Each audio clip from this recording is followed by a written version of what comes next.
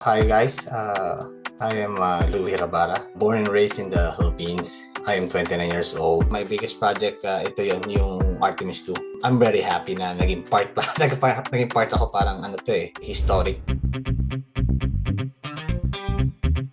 First day of launch, doon kami, the Space Center, which is the mission control on the Houston. Sila yung nagha-handle ng rockets since yan yung spacecraft, also yung Orion, going up to the space or the outside the Earth orbit. Ang naging part namin dito as data controllers. After na lumagpas na siya ng Earth orbit, kami na po yung nakakapag-track sa kanila through, sa mga data na makukuha nila dun sa space. Kami na po yung makaka-receive nun. Kailangan yung eyes namin nakabantay talaga. Yung kailangan monitor, kailangan hindi ma-down. Sabihin natin, nawala yung data, hindi na natin ma-recover yun.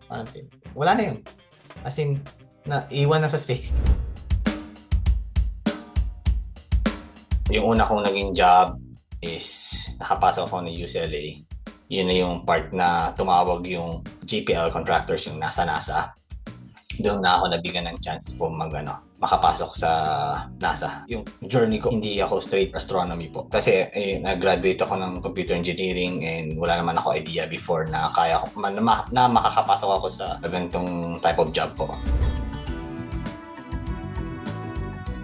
Hindi ko rin siya naging childhood dream talaga, pero I'm amazed na ang mga astronaut parang lumilipad sila sa langit. I never dreamed na makapasok dito. Hindi ko expect, zero.